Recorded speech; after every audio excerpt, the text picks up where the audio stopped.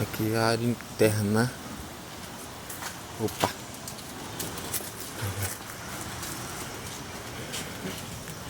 Bom.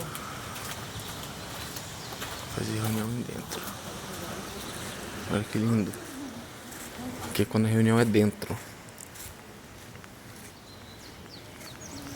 E dá pra descansar também, ó. Lá virtual.